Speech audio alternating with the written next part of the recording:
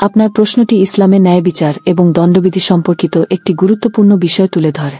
এই বিষয়ে আল্লাহ তাআলার আদেশ, ইসলামের বিচার ব্যবস্থা এবং ন্যায় বিচারের মূলনীতি নিয়ে একটি বিস্তারিত আলোচনা দেওয়া হল। ইসলামে ন্যায় বিচার এবং প্রতিশোধের বিধান। ইসলাম শান্তি, ন্যায় বিচার এবং মানবিক মর্যাদার ধর্ম।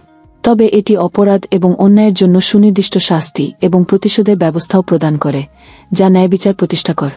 কোরআন এবং হাদিসে আল্লাহ তাআলা অপরাধীদের জন্য কঠোর শাস্তি নির্ধারণ করেছেন, বিশেষ করে হত্যার ক্ষেত্রে।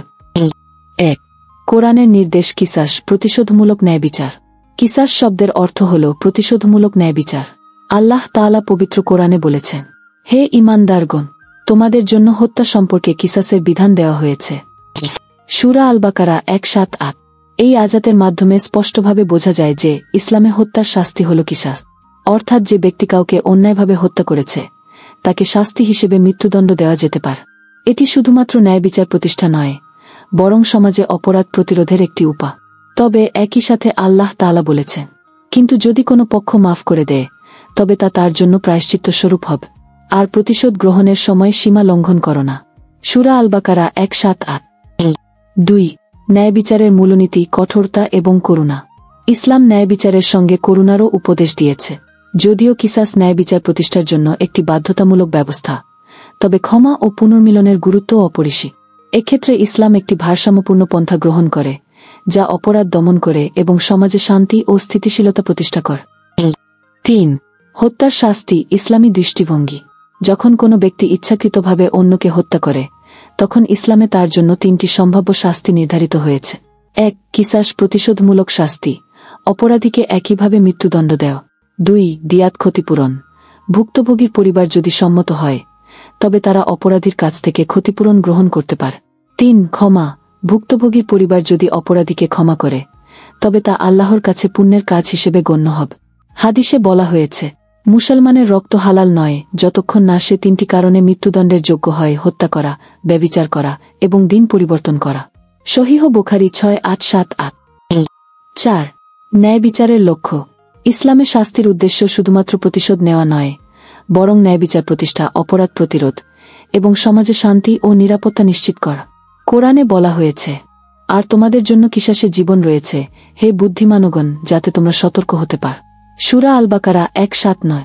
এই আয়াত ইঙ্গিত দেয় যে ন্যায় বিচারের কঠোর বিধান অপরাধ দমন করতে এবং ভবিষ্যতে অপরাধীদের জন্য সতর্কতা তৈরি করতে সাহায্য করে। 5. হত্যাকারীকে কিসাসে হত্যা করার বৈধতা। যদি কোনো ব্যক্তি ইচ্ছাকৃতভাবে অন্যকে হত্যা করে এবং এর প্রমাণ সুনির্দিষ্টভাবে প্রমাণিত হয়, তাহলে ইসলামী দৃষ্টিকোণ থেকে তাকে একই শাস্তি দেওয়া বৈধ। এটি শুধুমাত্র ন্যায় বিচারের বিষয় নয়, বরং একটি ধর্মীয় আদেশ। তবে শর্ত হল, শাস্তি নির্ধারণে সঠিক বিচার প্রক্রিয়া অনুসরণ করতে হবে। ভুক্তভোগীর পরিবার শাস্তি বা মাফ করার বিষয়ে সিদ্ধান্ত নিতে পারবে। 6.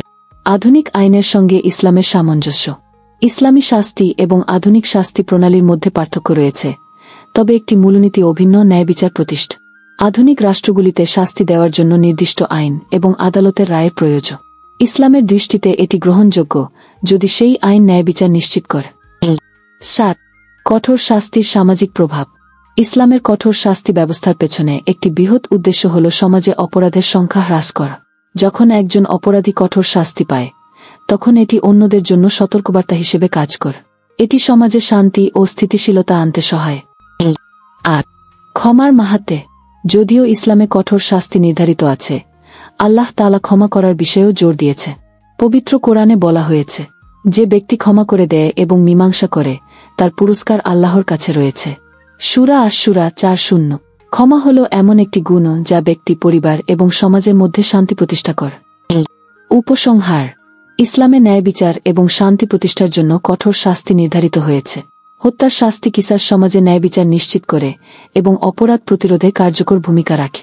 তবে ইসলাম আমাদের ক্ষমা এবং সহমর্মিতার গুরুত্বও স্মরণ করিয়ে দেয়।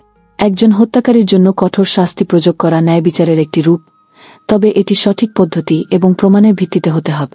সরকারের দায়িত্ব হল ইসলামী আইন বা প্রচলিত আইন অনুযায়ী দোষী ব্যক্তিকে শাস্তি দিয়ে ন্যায় বিচার প্রতিষ্ঠা করা। একই সঙ্গে সমাজে শান্তি ও নিরাপত্তা নিশ্চিত করতে এমন ব্যবস্থা গ্রহণ করা উচিত যা অপরাধের সংখ্যা কমায় এবং মানুষকে সঠিক পথে পরিচালিত করে। ভিডিওটা যদি আপনার একটু হলেও ভালো লেগে থাকে, তাহলে একটা সাবস্ক্রাইব ও একটা লাইক আর আপনার বন্ধুদের সাথে একটু শেয়ার করে দিবে। আপনার ছোট্ট এই কাজটাই আমাদের জন্য বড় অনুপ্রেরণা।